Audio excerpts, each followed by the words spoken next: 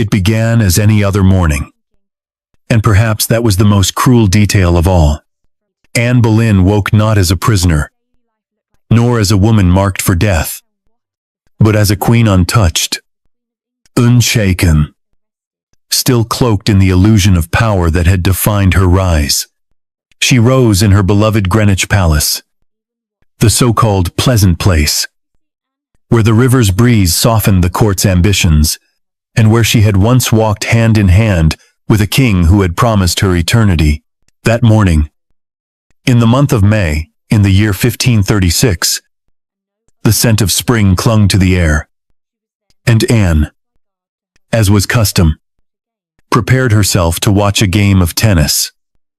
Her smile still intact, her posture still proud, her heart, perhaps, still unaware that everything around her had already been decided without her. But Henry was not by her side, and that silence, his absence from a ritual they had so often shared, began to ring louder than the crowd's applause on the court. The day before, he had left in a hurry. No farewell, no warning. A queen does not question a king's movement. But Anne had learned to feel the shifts in his heart, like a storm approaching at sea. And today, the tide was strange. Then came the letter. A boat, gliding swiftly across the Thames, brought a message that would erase her last thread of safety. It was an order. She was to present herself before the Privy Council. Not later. Not tomorrow now. For any courtier, such a summons was a matter of life and death. For a queen, it meant something far worse. Disgrace. She was given no time to prepare her thoughts, only to dress. Even then, the eyes of the court watched her every move with the kind of hunger that only betrayal could feed. She walked alone. No guards flanking her in honor. No fanfare echoing her status. Anne was escorted not to a throne room, but to a quiet council chamber. There, standing like specters of judgment, were three men. One of them was her own uncle, the Duke of Norfolk, whose loyalty had always tilted toward survival more than blood. Another was William Kingston, the Constable of the Tower of London, a man who only ever appeared when the Tower's gates were about to receive someone new. And the third, nameless in the record, but sharp in the memory, sealed the weight of what was to come. They looked at her, not with pity, not with mercy, but with something colder resolution. They charged her, not with treason, no, that would be too clean.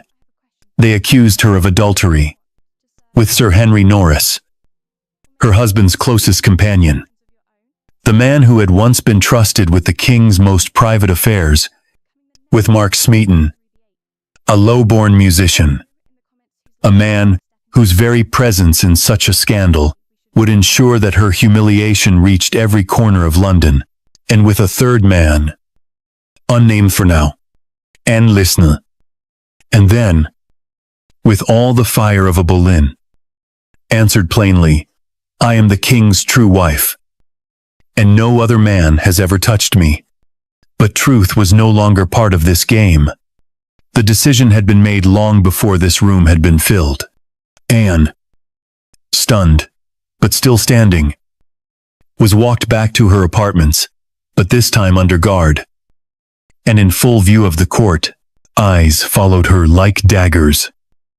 Whispers spread like fire on dry parchment. And though she tried to eat, to smile, to steady herself with royal poise, her ladies-in-waiting wept, and her food remained untouched. Even the servants had changed. The familiar face who brought her meals each day was gone. In his place, a silence she could not explain. She had known sorrow before. She had known failure. The miscarriage only 3 months prior had broken something deep inside her. It was a son, she had been sure, a boy to silence her enemies, to secure her legacy, to justify all the blood Henry had shed for her.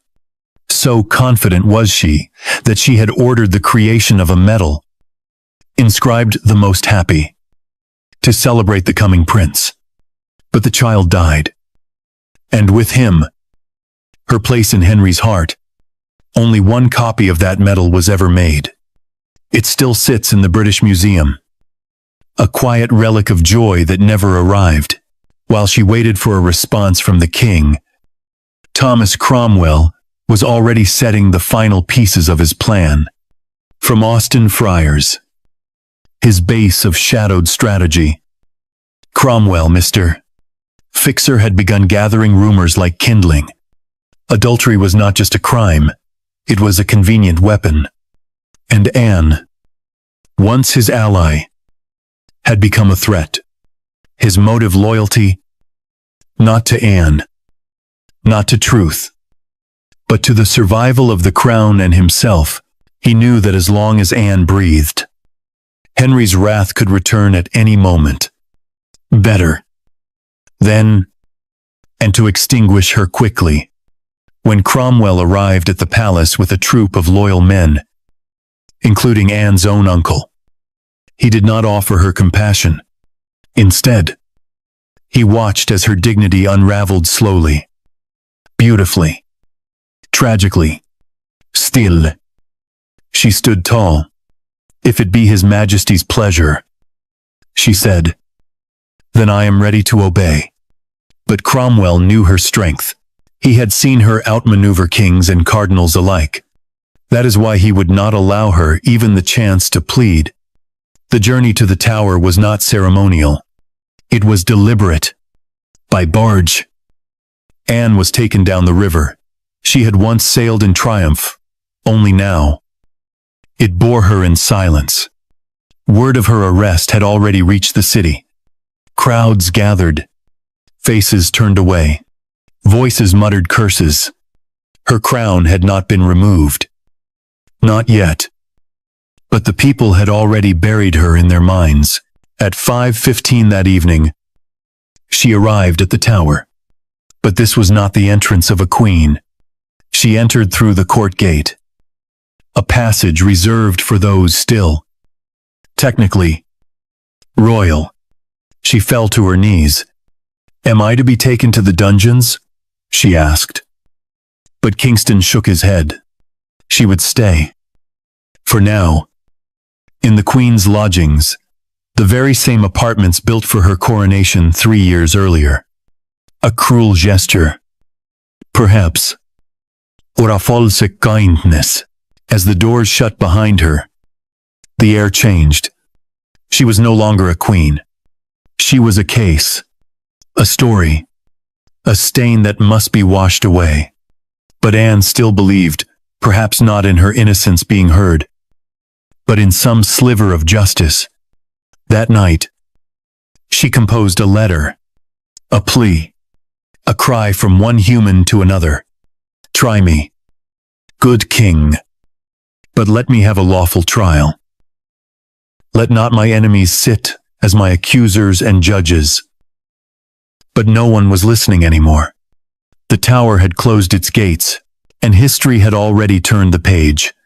Night fell over the Tower of London like a curtain of lead, heavy and unmoving, shrouding the city in silence, save for the distant hum of river water brushing the stone. Inside the Queen's lodgings, those once proud apartments built at great expense for Anne's coronation only 3 years before the torches flickered against cold walls that no longer warmed her, her footsteps echoed against the wooden floor as she paced, counted, sat, rose, and paced again. Each movement stripped of the authority she once carried like a second skin. The courtiers no longer bowed. The guards no longer smiled. The world had shifted in less than a day. And now the only thing that seemed familiar was her own breathing, shallow, uncertain, and forced. Anne Boleyn had entered the tower once before, not as a prisoner, but as a queen radiant with power. The trumpets had played. The gates had opened. The streets had cheered her name. On that May Day, the river had reflected the gold of her procession like a mirror of heaven. But now, she entered with no music, no comfort, no ceremony. She had fallen to her knees as she crossed the threshold, not in theatrical grief, but in a daze so profound that even the hard stone beneath her seemed unreal. She had asked if she was to be taken to the dungeons, and when the reply came, no, that she was to be housed in the Queen's lodgings, there had been a flicker of hope, small and almost cruel. Perhaps, she thought, this was all a mistake, a misunderstanding, something Henry would correct once he saw her, once he heard her speak. She clung to that idea, the way a drowning woman clutches her own breath, but night has a way of telling truths that daylight dares not speak. And in the silence that wrapped itself around her, Anne began to understand what no one had said aloud. She was alone not just in the tower, but in the eyes of the kingdom. No messages from Henry, no word from Elizabeth, no letter from her father or brother. Her world had emptied without warning, and the silence pressed on her like the weight of the stone walls that surrounded her on all sides. They brought her food, not much, but enough to show she was still, for now, a queen.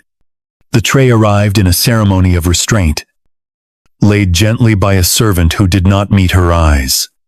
There was wine, bread, a small piece of game bird, and sweetmeats still warm from the kitchens. Once, she might have welcomed such a meal with laughter and music, surrounded by courtiers who admired her wit and beauty.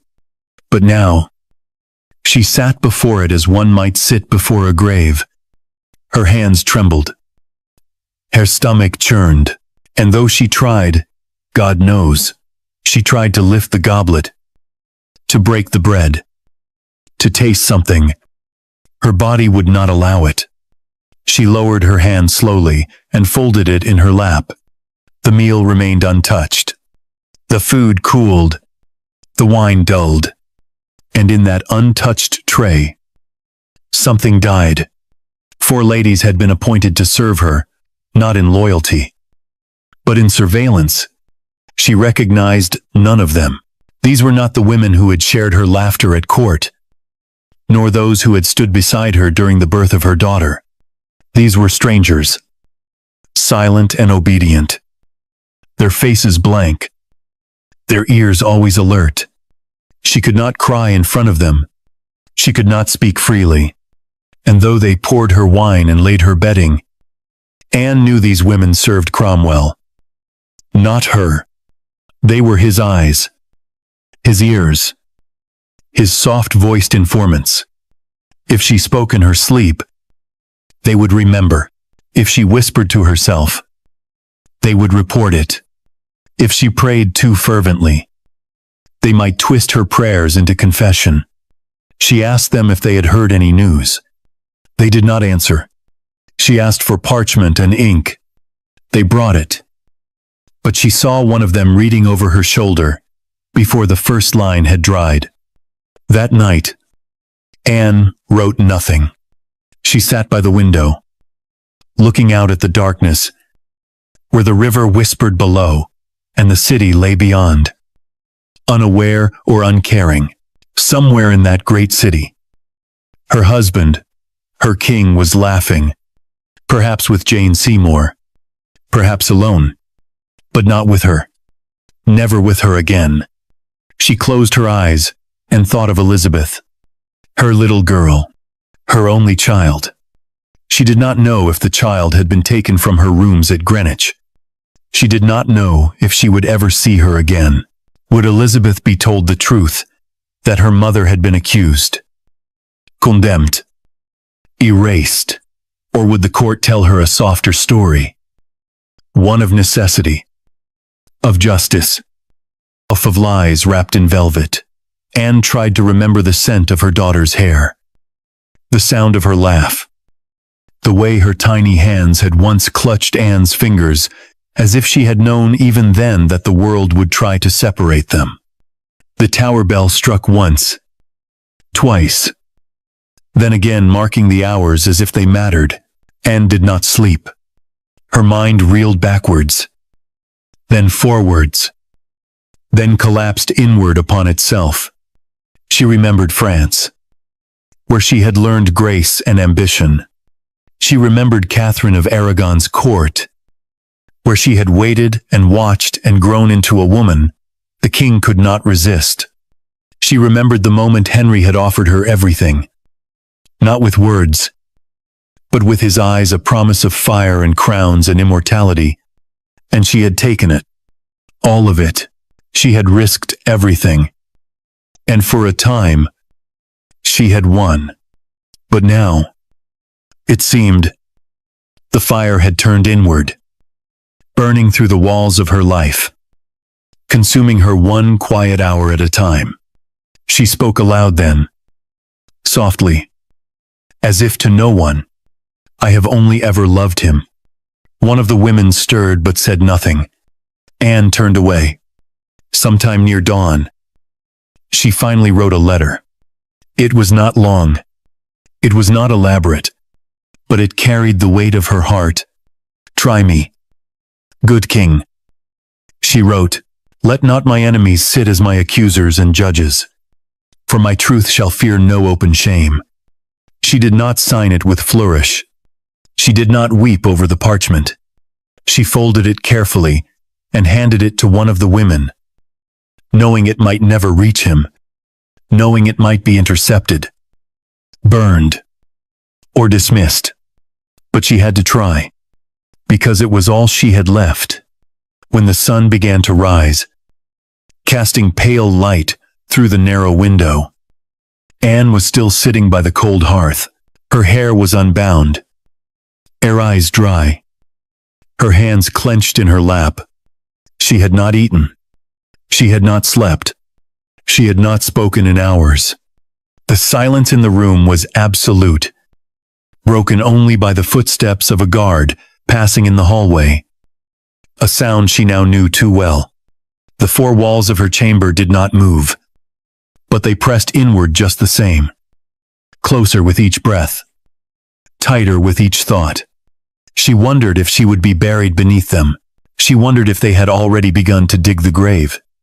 She rose slowly, her body aching, and moved toward the untouched meal. She placed her hand upon the goblet, but did not lift it. Then she turned and looked at the women watching her. Those soft-faced spies with stiff posture and pitiless gazes. "If you are to watch me," she said, her voice calm but firm, "then I shall give you something to watch." And with that, she knelt, not in surrender, not in fear, but in prayer. A queen with no court, a woman with no shield, a mother with no child. She closed her eyes and whispered words only God would hear. And above her, the four walls did not speak, but they listened. The tower did not sleep, even when its windows darkened and its guards changed, shifts beneath cloaks soaked in fog. The air inside those stone corridors remained thick with movement. Whispers turned corners before footsteps did. Orders were delivered behind closed doors. And names that once brought laughter or admiration in the halls of Greenwich were now uttered only in hushes, as if the stones themselves might be listening. Anne Boleyn remained in the Queen's lodgings, not yet stripped of her title. Though the crown had already slipped in the eyes of the world, she still spoke softly when she prayed. I still asked for word from her family. It still composed letters she could not send, and still traced the faces of her daughter and husband in the shadows cast by candlelight. But outside her chamber, the machinery of her downfall had grown more methodical, more merciless. Thomas Cromwell, the king's trusted architect of convenience and silence, moved like smoke through the capital. Gathering more than facts, he he gathered fear, and it was fear that opened mouths and unlocked secrets, real or imagined. The first name to surface, again and again, was Mark Smeaton, a court musician, clever with strings and sweeter with flattery. He had always hovered near power, a harmless presence in Anne's household, too low-born to threaten, too eager to please, to suspect. But now, under Cromwell's hand, he was caged. No one knew what had been said in that chamber where he was questioned, nor how long he had been kept without food or rest, nor whether he had spoken freely or under pain. But when he emerged, his confession had already become a tool, a lever used to pry open a dozen other fates. He had named Anne. And worse, he had named others. Sir Henry Norris was next. Noble, respected, a lifelong friend of the king, a man whose loyalty had never faltered until, perhaps, now, he was arrested without ceremony, dragged from his chambers before he had time to reach for his sword or his dignity. He denied everything. He swore his innocence to anyone who would listen. But those listening did not care for denial. They only wanted confirmation. The accusation was enough. The whisper now had a name that would echo through court like a funeral bell. Then came William Brereton, then Francis Weston, and finally, George Boleyn, the Queen's brother. With each arrest, the circle tightened, not around Anne, but around the idea of Anne, her court, her friends, her allies. They were no longer individuals but pieces of a single lawn, condemned whole. Cromwell's strategy was elegant in its brutality: destroy the Queen by destroying her orbit. Not through evidence, through isolation, through scandal, through shame. When George was seized, something deeper broke in Anne. Until that moment, she had imagined, perhaps foolishly, perhaps with a mother's stubborn hope, that someone, somewhere, might stand for her. Her father, Thomas Boleyn, had not come. Her uncle had delivered the charges against her himself. Her husband, the king, had vanished into his own silence. And now her brother, the man who had defended her in debates, who had knelt beside her at prayer, who had laughed with her in corridors when court life grew unbearable, was gone, taken by the same hands that held her fate. George had heard the rumors. He had tried to speak to the king, to explain, to confront the absurdity of what was being said about them. But Cromwell was faster. George was arrested before he could finish a sentence. The charge was not just treason. It was incest. That word, whispered before in dark corners, now stood bold in ink. It was a blade aimed at Anne's very soul. Because if they could make such a claim, if they could carve that lie into the history of a queen, then nothing was sacred, and nothing was safe. Not her marriage, not her motherhood, not even her blood. Anne did not cry when she heard of George's arrest. She sat still, her hands folded, her face turned toward the window, as if the Thames might bring her a different truth. The women around her said nothing, but their silence spoke. They knew. Everyone knew. London was already talking. She tried, once more, to write to the king. This time not a plea, but a statement. Calm, composed, and without bitterness. She wrote of her innocence, of her love for him, of her hope that justice would prevail. And she signed it not as a queen, but as a woman, Anne. She sealed it, handed it to one of the women, and said only, "Make sure this reaches him." But the woman's face did not move. The letter never left the tower. Each day brought new names, Some were familiar. Some were unexpected. Some were spoken in dread. Others in confusion. All were used to build a case without proof. A spectacle without truth. And each name carved away another piece of Anne's identity. She was no longer a queen. No longer a wife. No longer a sister. She was now a symbol. A warning. A body waiting for a verdict already written. She began to speak less. Her appetite, already faint, disappeared entirely. The untouched meals were taken away and replaced by fresh ones she would not eat. The ladies reported everything, her words, her silence, her tears, her sighs. She knew it. She had long accepted it. She even began to speak deliberately, clearly, carefully, as if dictating her innocence not to them, but to the pages of history that would come long after they had gone. In those quiet hours, when no footsteps passed and the torches burned low, Anne would whisper to herself, sometimes prayers, sometimes memories, sometimes names. Elizabeth, Henry, George. Her voice barely louder than breath. But still, the walls listened.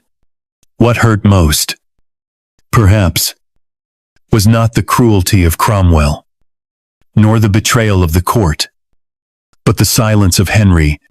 Not once had he sent word, not even through a servant, not even a single line to ask if the charges were true. He had loved her once more deeply, more dangerously, than he had loved anyone before. He had broken a kingdom to have her, and now he would not speak her name. She remembered, as sleep eluded her once again, the first letter he had written her years ago, when she was still just a lady in waiting with French manners and sharp eyes. If it be not love, he had written, what then is it that binds my soul to yours? And now, not even hatred remained. Only absence. Only retreat. Anne's world shrank. Day by day, the Queen's lodgings, once vibrant with tapestries and laughter, now held only fading candlelight and footsteps too soft to be friendly. She was no longer allowed to walk beyond her room. She was no longer allowed to send messages. Even her prayers, it seemed, were monitored. But she did not break. Though they watched her, though they recorded every sigh, though they twisted every word, Anne held on to something they could not steal. Her poise, her memory, her truth. And in the end, perhaps that would be enough not to save her life, but to save the part of her no axe could reach. It was not justice that called her name that morning. It was ritual. Cold. Silent. Perfunctory. The kind of ritual that makes a performance of fairness while already holding the blade behind its back. Anne Boleyn was summoned to stand trial, not because her guilt was to be proved, but because the appearance of process still mattered in a world that worshipped crowns and crosses.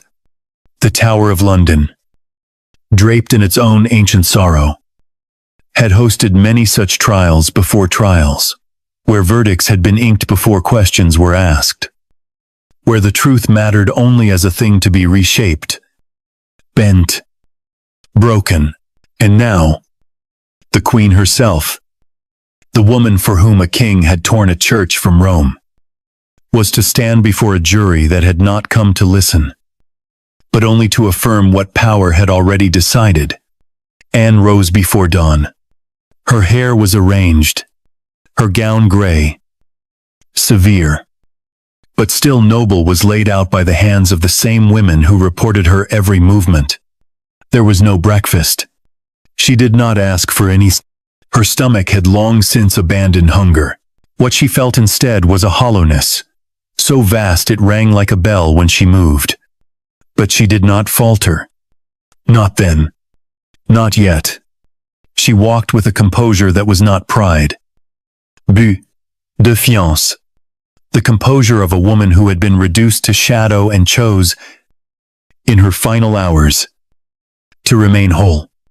The trial was held in the king's hall within the tower, an irony so sharp it cut twice. This place, where she had once dined in splendor, where music had echoed and lords had bent their knees before her, was now her courtroom, her stage, her gallows in waiting. The peers of the realm sat robed and rigid, a sea of silent faces, many of them known to her men who had once laughed at her wit, danced at her feasts, sworn loyalty beneath her banners. Now they sat behind a curtain of distance, made of fear and convenience. No one looked her in the eye for long.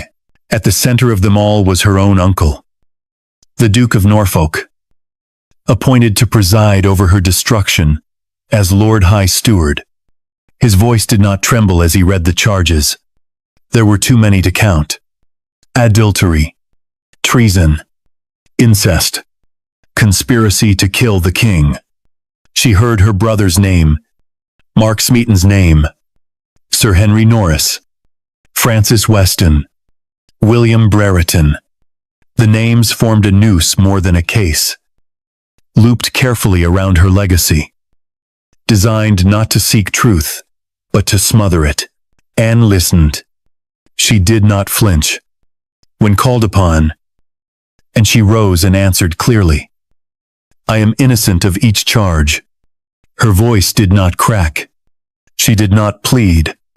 She stated it as one states, a fact of the sky or sea. The judges did not nod. The lords did not stir. And when she named her innocence again, more gently this time, almost as a lullaby to herself, no one offered so much as a sigh in sympathy. The evidence was threadbare. Whispers, timelines that contradicted themselves, confessions likely drawn by torture or threat. Smeaton, the musician, had confessed and then retracted. But no one cared for the retraction. The confession, once spoken, had already been carved into stone. Norris had denied all. Weston and Brereton swore innocence. George, her brother, had mocked the charges in his cell, refusing to speak lies, even if they might spare him. But none of that reached the chamber where Anne now stood. There were no witnesses. Not truly. Only papers, only statements, only silence masquerading as justice. And behind it all stood the shadow of Thomas Cromwell, who did not appear, but was present in every breath, every word, every glance exchanged between the men who had already agreed what the outcome would be. He had built the case like a scaffold quietly, efficiently, and with no loose beams. Anne stood for hours, her hands clasped, her head held high. She did not beg. She did not wail. Even when the accusation of incest was spoken aloud, she remained still, as though hearing it from behind glass. She looked at her uncle when the charge was read. He did not meet her gaze. That, more than the words themselves, broke something in her. The verdict, when it came, was spoken without flourish. Guilty of all charges. The sentence followed swiftly: death. She was to be burned or beheaded. At the king's pleasure. That phrase, "at the king's pleasure," hung in the air like perfume turned sour. It was not a legal term. It was a dagger in velvet. It meant that her final moment would not be decided by law, but by whim, by the same man who had once written her letters filled with longing, who had once sworn she was his heart's true home.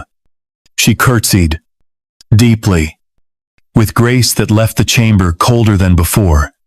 She did not protest. She did not scream, but when she was led away, her steps faltered for the first time. Only once, and only for a moment. The door closed behind her, and the room, for all its ceremony, was empty again. Back in her chambers, she was told the verdict would be carried out swiftly. The women resumed their posts. One of them began to fold the gown she had worn. Another changed the linens on her bed. Anne stood by the window, the only place in the room untouched by routine, and looked out across the city that no longer belonged to her. She did not cry. She did not speak. She simply stood there, listening.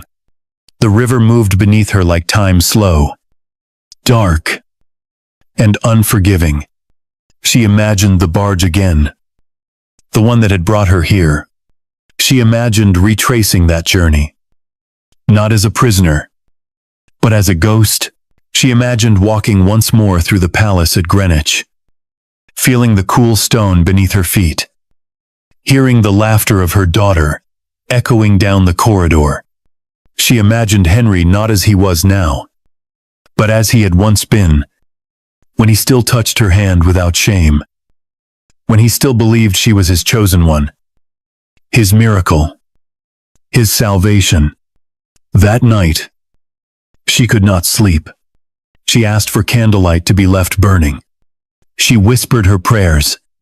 She whispered her daughter's name, and at last, she whispered the one name she had tried not to say for days, Henry. She did not curse him. She did not accuse. She simply said his name and let it sit there in the still air, unanswered. The tower did not sleep, and neither did Anne. But history did. It turned over and closed its eyes, and in the silence that followed, a sentence signed in silence became a legacy written in blood. It was a Thursday, when the ravens gathered earlier than usual at the Tower of London, their black wings brushing the stones like omens. No priest dared interpret. The morning was gray but dry. The sky hung low but made no promise of rain. And the city, which had once cheered Anne Boleyn's name from rooftops, now turned its ear toward the tower, with something between hunger and fear. The bells did not toll. The people did not cry. London waited, as London always had, for the sound of the axe or the fall of a crown.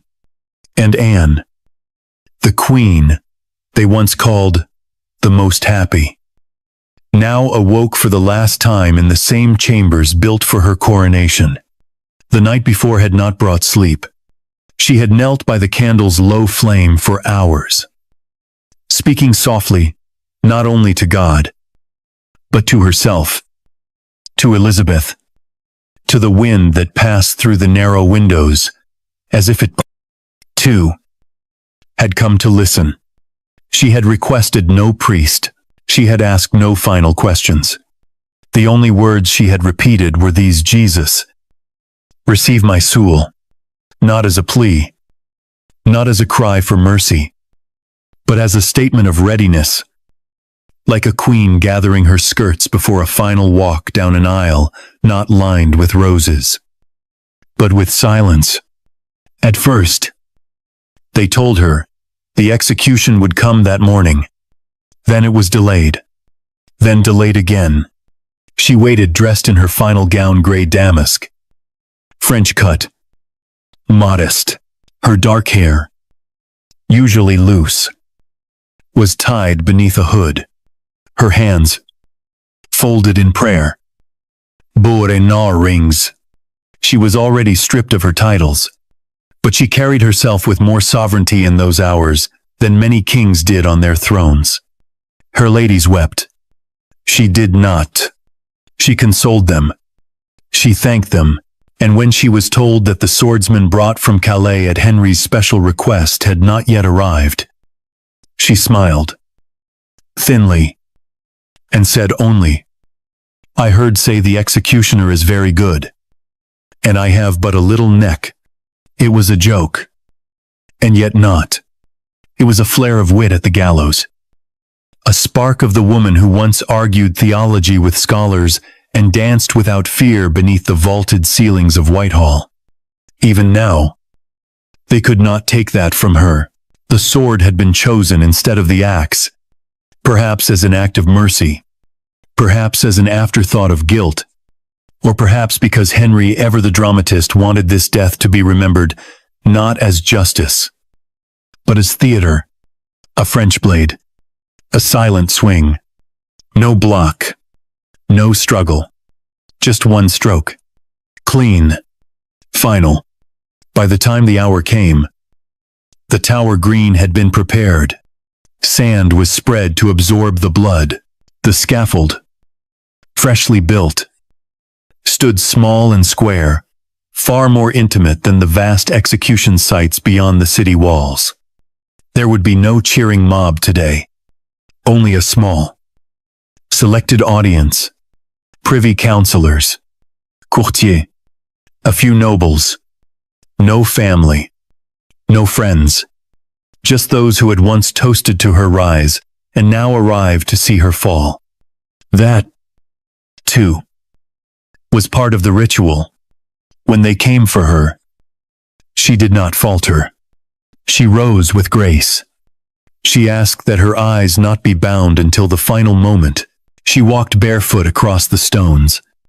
Kingston, the constable, walked beside her, holding the letter she had written the night before.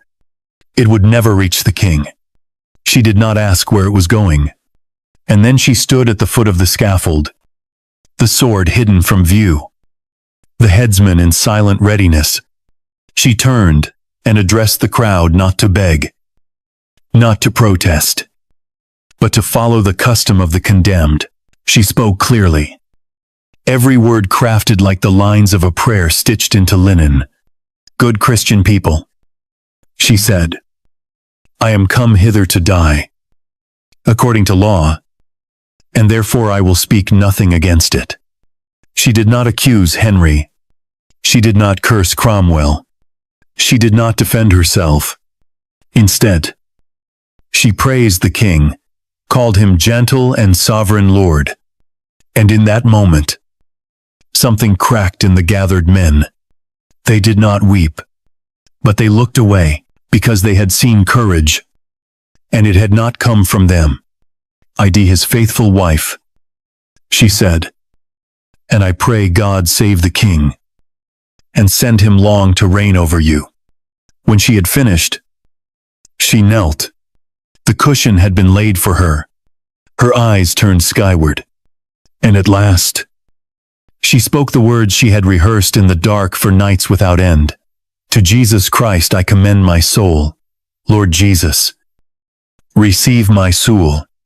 The sword flashed before anyone knew it had begun. The French executioner, trained in speed and silence, gave no warning. There was no cry, no flinch, no stumble. One clean stroke. And Anne Boleyn, the woman who had changed the course of English history, who had been crowned with music and myrrh, who had once laughed in the face of power, was gone. Her body collapsed forward. Her head rolled gently to one side. The cushions stained quickly. The women who had watched her dress that morning now lifted her remains, wrapped them in linen, and carried her away. There was no coffin. The arrow chest used to transport arrows for the king's archers was taken from the armory and repurposed. It was too small. Her shoulders were turned slightly. Her hair was tucked beneath her chin. She was buried in the chapel of St. Peter ad Vincula. Within the tower walls, no stone marked the grave. No name was etched above her. Only later, Century la terre, would the bones be identified and honored. But for that day, there was only the sound of shovels, the fall of earth, and silence. Henry did not attend. He had left the city days before. It is said that he wore white on the day of her death, that he celebrated, that he rode with Jane Seymour and spoke of marriage, that he gave thanks. The portraits of Anne were removed from the palaces, her emblems scratched off walls, her initials erased, her memory rewritten, but not entirely. Somewhere, A single medal remained, the one that bore her motto, the most happy. It had been cast to celebrate the son she never birthed. It became the only image made in her lifetime that survived. And then there was Elizabeth, the daughter left behind, the girl too young to understand. They did not speak her mother's name again for many years. But blood remembers, and history, though slow, does not forget. The tower stood quiet that night. The scaffold was dismantled. The sand, red and sticky, was brushed away. And somewhere beneath the stone floor, the wind curled through cracks and whispered a name no longer spoken aloud. Anne. The tower returned to its rhythm more quickly than the heart should allow. By the time the ravens had picked at the corners of the scaffold and the wind had swept clean the stone yard where a queen had knelt and died, the machinery of power had already turned its face elsewhere. The execution was not spoken of in the chambers of Whitehall, not remembered in the laughter of the court. No mourning clothes were worn. No prayers were offered in chapel. The world had turned, and it did not look back. Anne Boleyn, once crowned with trumpets and laurel, was buried not in splendor, but in secrecy, beneath the floor of the chapel of St. Peter ad Vincula, St. Peter in chains, a name too fitting, too final. There was no tomb carved in marble, no epitaph, only earth, and the shallow scrape of haste. Her body, wrapped in linen, bent slightly within the arrow chest. It was laid in the ground with no one to weep beside her. The priest muttered the rites without voice. The sky did not open. Even the stones remained still. And when it was done, the floor was sealed over, plain and mute, as though she had never lived at all. That was the intention. The erasure had begun even before her death. Her initials A, intertwined with H, were carved out from the royal palaces. Her motto, the most happy, was scrubbed from the tapestries. Her portraits were taken down. Her face, once painted in oils and gold leaf, disappeared. And yet, the silence her death left behind was louder than the trumpets that had once hailed her. In the days that followed, Henry did not speak her name. He had not seen her before the trial. He had not answered her letters. He had not witnessed her execution, but he had arranged her death with precision, with coldness, with finality. Less than 24 hours after Anne's body was placed beneath the chapel floor, Henry became engaged to Jane Seymour. The court did not object. The priests did not question. The country, bruised and confused, remained silent. But silence, when imposed, grows teeth. The people did not forget. The gossip carried on boats down the Thames, in whispers across tavern benches. In the hurried Latin of monastic halls, they said Anne had gone to her death with dignity. They said she had spoken gently. They said she had smiled. And they wondered, though few dared aloud, what kind of king could love so fiercely and destroy so completely. George Boleyn was buried beside his sister. The other men, Smeaton, Norris, Weston, Brereton, lay not far, each grave unmarked, each name nearly wiped from record, or remembered only as accomplice to a queen's fall. The tower kept them all in its cold heart, and it would keep others still. The stone had not yet had its fill of blood. But it was not just Anne who vanished.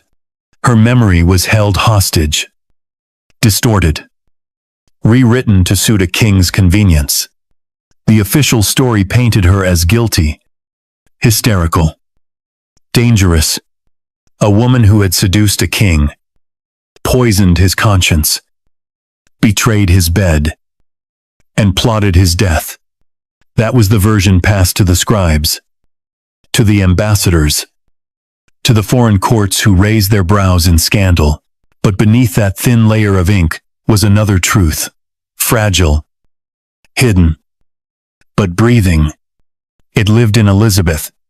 Anne's daughter was barely 3 years old when her mother died. Too young to understand treason. Too innocent to know what a sword could do. She had been taken from her mother's arms without explanation. Placed in a household not of her choosing. Under the care of strangers who spoke carefully and never answered when she asked where her mother had gone. They called her Lady Elizabeth, not princess. Her title was stripped. Her future uncertain. Her name surrounded by silence. But blood remembers. Elizabeth would carry her mother's name like a wound hidden beneath royal robes. She would hear the whispers at court. I would see the glances exchanged. When someone mentioned her mother, she would study the faces of portraits that no longer hung. Listen to the servants who said nothing too loudly. And wonder what kind of woman had given her life, and then vanished so completely. Anne became myth and ghost, long before Elizabeth wore her own crown. But in the quiet corners of her chambers, the daughter never forgot, and neither did the tower. Centuries would pass before anyone sought Anne's bones. The chapel was rebuilt. The floor was lifted, the forgotten graves examined, and beneath layers of dust and stone, a body was found. A woman. Small. Slight. Her head detached. Her frame forced into a box too narrow for her bones. No Yevelri. No name. But there were those who knew. There were those who still believed. They marked her place. They carved her name. They built a memorial that came too late. But came nonetheless. Anne Boleyn's grave now lies in the chapel she never chose. Among the dead she did not ask to die beside, but her memory, strange and beautiful and enduring, never stayed buried. Because history, though rewritten, carries undercurrents, and the silence that followed her death became a question England could never quite answer. Was she guilty, or was she merely inconvenient? And if she was innocent, what did that make Henry? The silence between those questions grew louder with each generation, and though kings rose and fell, though palaces crumbled and flags changed, the story of Anne Boleyn remained. Not in statues, not in crowns, but in the quiet, steady beat of curiosity, in the hands of poets, in the voices of those who dare to ask, what if it had been different? Because she was not just the queen who died. She was the queen who mattered. The queen who made the impossible happen. The queen who changed the church, changed the king, changed the future. And though her grave bore no name for centuries, the world never truly forgot her. In the end, the silence that outlived Anne Boleyn did not erase her. It preserved her. It forced history to return, again and again, to the moment a woman knelt in grace and met the sword with a whisper. And in that whisper, Lord Jesus, receive my soul. The silence broke. There once was a chamber in the palace of Whitehall where 2 thrones sat side by side, one tall, adorned with golden fleurs-de-lis and Tudor roses, the other smaller, made to fit a queen's frame. Its velvet faded gently by the light from the great arched windows. This room, long gone now, once held the gaze of ambassadors, poots, generals, and lords. They had all stood there, kneeling before the man who broke kingdoms and the woman who had once made him laugh like a boy. Henry and Anne, king and queen. For a fleeting moment in time, their thrones had matched, their shadows had fallen together, and between them, there had once been talk of a third small, high-backed, meant for the son who never arrived. But the child who did arrive was not a boy. And though she would one day wear a crown heavier than both her parents' hopes, Elizabeth was born into a world already turning against her mother. She was a princess for barely 3 years, less than 1,000 days before that word, princess, was taken from her mouth and her coat of arms. The day her mother's head fell, Elizabeth became Lady Elizabeth. A demotion that did not come with explanation, only silence. She was taken from Greenwich, where she had toddled through gilded galleries, and placed into the household of Hatfield. Then later to other manors, moved like a piece on a board by men who spoke about her in Latin but rarely looked her in the eye. Her governesses were careful, chosen not for warmth, but for obedience. Some pitied her, some feared her, but all of them avoided one thing: the name of her mother. If Elizabeth ever asked, and surely she must have, the answers would have been short, guarded, rehearsed. Her grace is no longer with us. It is not proper to discuss such matters. You must not concern yourself with old things. But children are listeners. They hear what adults leave unsaid. And Elizabeth listened. She heard the tremor in a maid's voice when Anne's name was whispered behind a closed door. She saw how the color drained from a wet nurse's face when she asked why her father never visited. She watched how her tutors, so careful with words, grew suddenly formal when she asked to see the portraits hanging in a corridor. Portraits that once included her mother's face, but now stopped short at Jane Seymour. And in the stillness of those great halls, where the air carried the scent of wood smoke and ink, Elizabeth began to build her own kind of knowledge, not from books alone, but from absence. She learned what had been taken from her by how it was hidden. She understood that silence was not safety, and so she filled it with memory. She remembered her mother's voice, not fully, not clearly, but in sensation, a warmth, a rhythm, the feel of being held close against silk and lace, the smell of rosewater and something darker, spice or ink or candle smoke. She remembered laughter, not loud, but close to the ear. She remembered a lullaby not sung but hummed. And though the world had removed her mother's image from walls and stories, it had not succeeded in removing her from the heart of the girl she left behind. Henry, for his part, did not speak of Elizabeth often. He saw her from time to time, but never for long. He arranged her household, paid her bills, allowed her education, but the bond between them was frayed at its beginning. Perhaps he saw Anne's eyes in her. Perhaps he could not bear to be reminded. Perhaps he simply did not know how to love a daughter not born to the woman who had died to give her life. Whatever the cause, Elizabeth grew without his warmth. But she grew. She read voraciously. Latin, Greek, French, history, philosophy, theology. She mastered languages while still a child. She wrote with precision and learned to speak with caution. She observed how power moved, how men wielded it, how women survived it, how loyalty was traded like coin, and how truth was often less useful than silence. And in the back of her mind, always, was the story of her mother, not as it was told, but as it must have been. She did not believe the lies. Not truly. Not even when the official histories named Anne guilty. Not even when sermons cast her as Jezebel. Not even when her tutors skipped the year 1536 in their lessons. Elizabeth held fast to what she felt, to what lived inside her, that her mother had been brave, that she had died with dignity, that she had been wronged, but still, the girl with royal blood was no longer royal in the eyes of the court. She watched others pass her by, her half-sister Mary restored as princess, her half-brother Edward celebrated from birth as the heir. Elizabeth was clever enough not to protest. She smiled. She obeyed. She learned how to wait.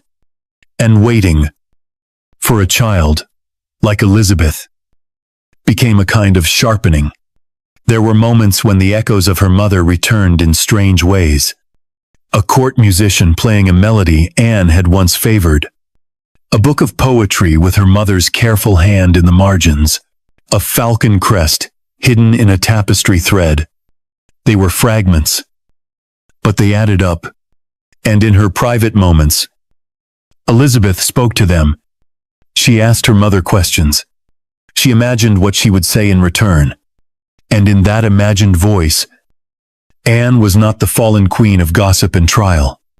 She was a teacher, a whispering shield, a memory with teeth. As the years passed, the throne continued its brutal arithmetic. Jane Seymour died in childbirth. Anne of Cleves was cast aside. Catherine Howard, young and laughing, ended like Anne on the scaffold. Catherine Parr survived. Barely. And all the while, Elizabeth remained. She was overlooked, but not forgotten. Dismissed, but never erased. And when Henry finally died, bloated and haunted, his will placed Edward on the throne. Then Mary. Elizabeth was named next. Third. But there. A footnote. An afterthought. A seed beneath the snow. But thrones do not always obey plans. When Mary died in blood and fire, childless and mourned only by some, the nation turned to the daughter of the woman it had once sworn to forget. Elizabeth rode into London not with triumph, but with something deeper poise shaped by sorrow. Majesty, carved from silence. And in that moment, the child who had once wandered alone through silent corridors became queen. She entered the same rooms her mother had known, sat in the same chair, faced the same walls, and though she never said it, not aloud, not in proclamation, the air itself remembered. The throne remembered. The women who curtsied before her remembered. The daughter of Anne Boleyn had come home, and above her, in a chapel where no name had once marked the grave, a single beam of sunlight fell across cold stone.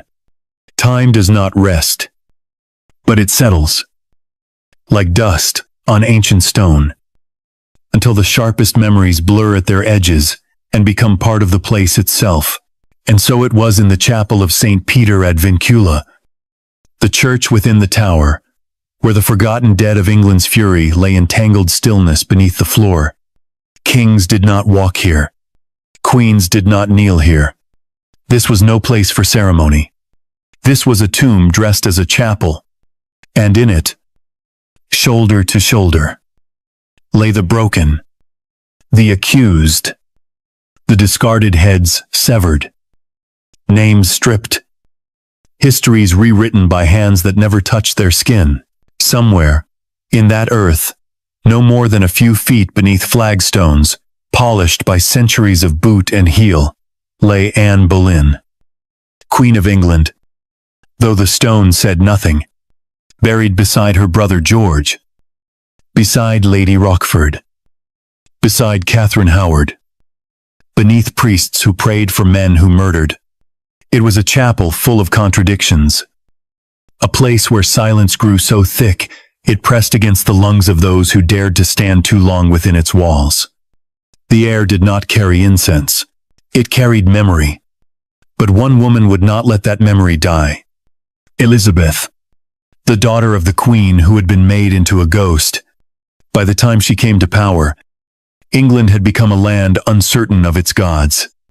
The fires of Mary's reign had scorched the realm, leaving behind not repentance, but fear. The altars were blackened. The bones of martyrs rattled uneasily in their graves, and into this trembling silence stepped Elizabeth, a woman alone in every direction. Born of a marriage the world had condemned, shaped by exile, defined by absence. She had learned to rule not with an iron hand, but with a watchful eye. She knew when to speak and when to remain still. But on one thing, she never wavered. She never denied her mother. She did not shout her name from balconies. She did not hang her portrait in every hall, but she carried Anne with her in quieter ways. In the falcon badge returned discreetly to her own symbols. In the French cut of her gowns. In the sharpness of her words. In the tilt of her head, when men underestimated her, Elizabeth ruled not as her father had, with bludgeon and breathless impulse, but as her mother might have calculated, careful, controlled. She inherited Henry's crown, but Anne's fire, and she guarded both as if they had been born in the same breath. There were those who advised her to bury the past, to never speak of Anne Boleyn, to build her reign on new foundations, clean of scandal. But Elizabeth knew better. History could not be erased. It could only be confronted. So, in the 39th year of her reign, when the Tower's chapel was to be restored, and she gave the order herself, the bones were to be examined, identified, honored. She did not frame it as reparation. She did not weep before the altar. But the message was clear. She would name her mother. She would place her back among queens. And she would do it not with vengeance, but with dignity. When the stone slabs were lifted, what they found was sorrow made real. Bones jumbled together, some bleached by time, others broken at unnatural angles, skulls missing jaws, ribs pressed against pelvises not their own. No order, no care, no separation. Anne's remains were believed to be among them narrow shoulders, a slender neck, bones consistent with a woman in her mid-30s. No Yavelry, no marker, just silence. But Elizabeth knew. She ordered that the site be cleaned, the graves properly marked. A marble pavement was laid down, and on it, her mother's name was carved for the first time since her death. Queen Anne Boleyn, executed May the 19th, 1536. No apology followed. None was needed. The inscription was not for the world. It was for the silence that had swallowed her for so long. It was for the child who had once whispered her mother's name into the dark. It was for the mother who had died alone and unspoken. And though Elizabeth never visited the grave publicly, though no poet recorded a royal vigil, there were those who claimed quietly, in letters and diary margins, that the Queen would sometimes walk alone in the Tower gardens when the court had retired. Her steps slow, her eyes unreadable, her cloak trailing in the dew, that she would pause near the chapel door, her gloved hand resting lightly against the stone, that she would speak no words, but that her breath would linger there, as if drawn inward by something older than grief, something called blood, because blood does not forget. And Elizabeth was not simply the daughter of Anne Boleyn. She was the vindication of her. Every law that had declared Anne's marriage invalid, Elizabeth's birth illegitimate, had been broken by the weight of her crown. Every man who had claimed Boleyn blood unworthy had bowed to it, and every stone that had been laid to keep her mother's name buried had now been forced to carry it. But even so, there were limits. Elizabeth never married. She never bore children. Perhaps she feared the price. Perhaps she knew, too deeply, what it cost a woman to give her body to the future. She saw what it had done to her mother, and though she loved Robert Dudley, perhaps others, she kept her crown untouched, unshared. She would not risk what her mother had lost.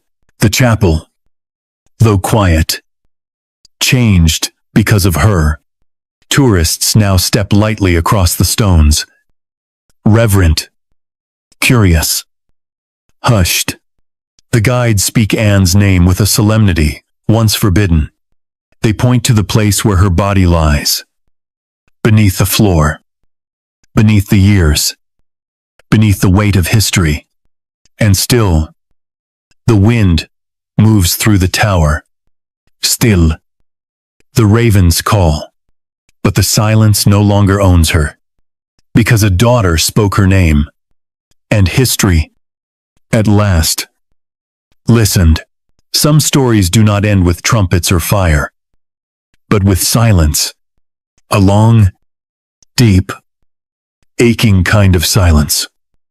The kind that wraps around you as the candle dies and the wind leans against the windows.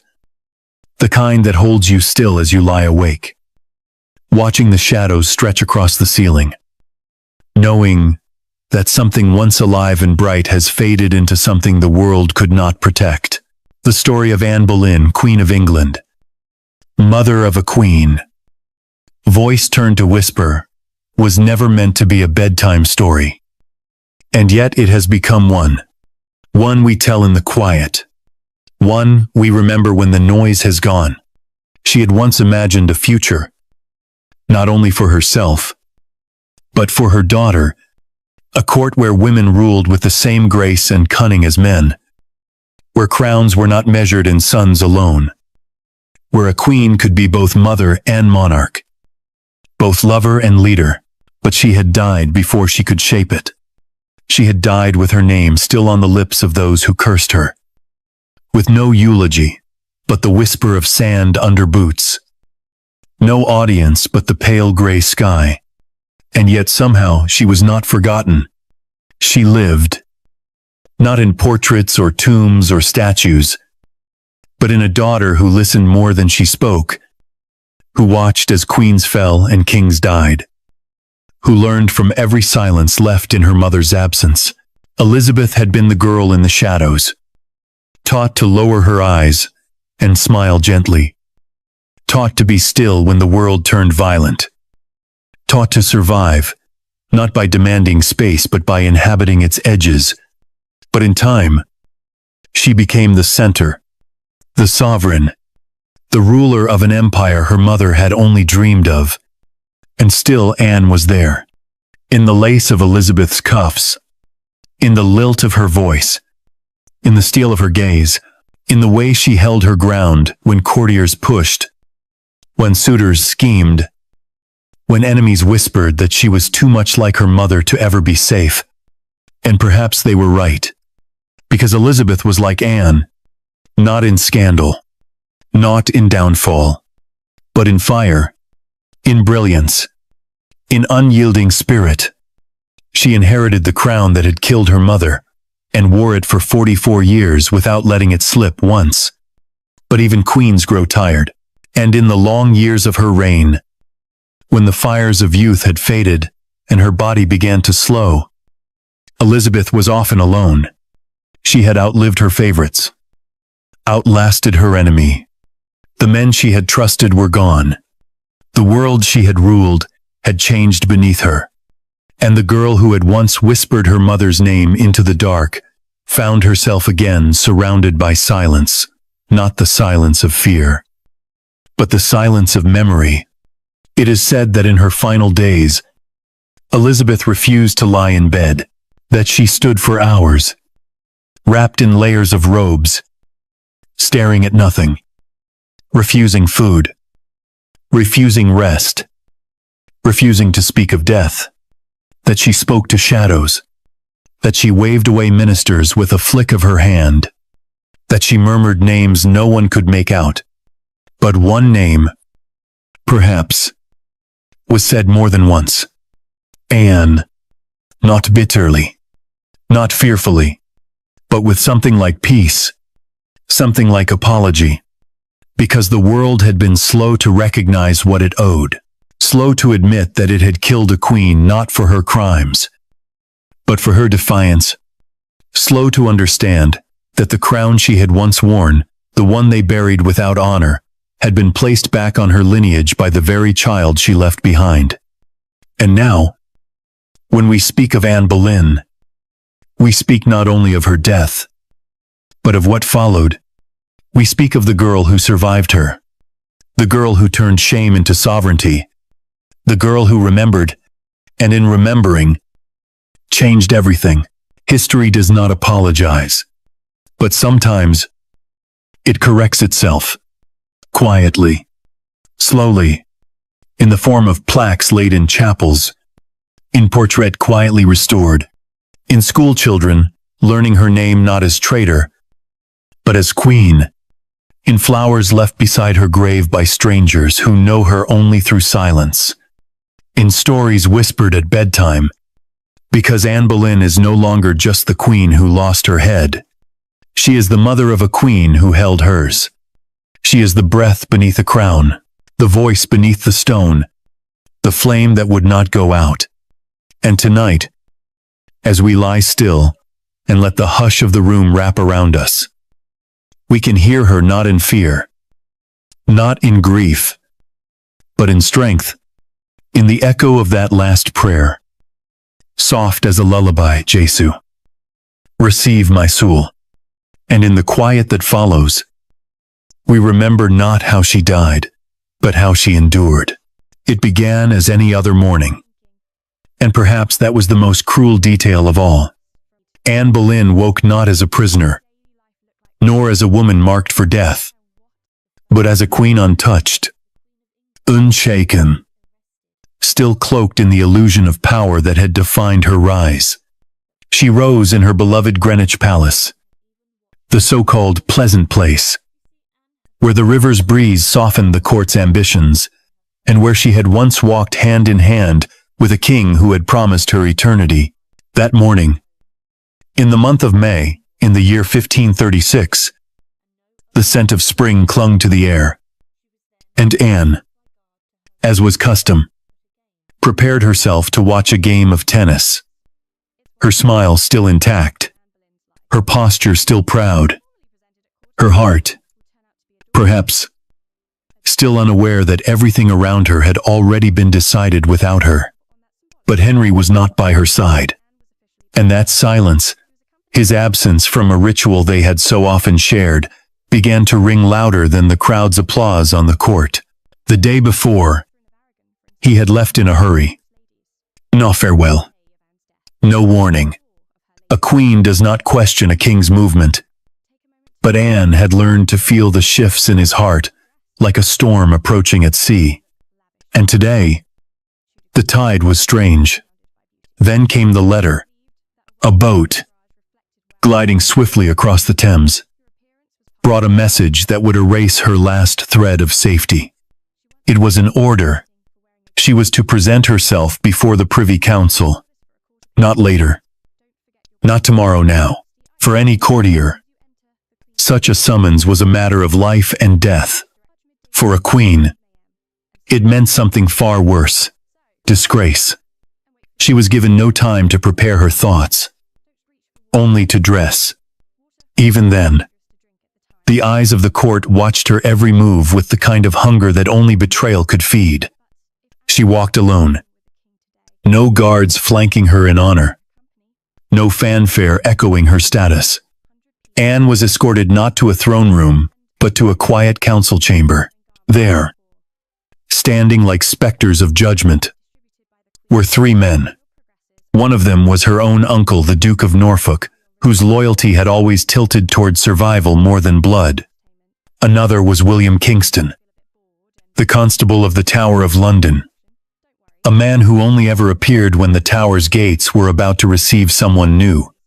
And the third, nameless in the record, but sharp in the memory, sealed the weight of what was to come.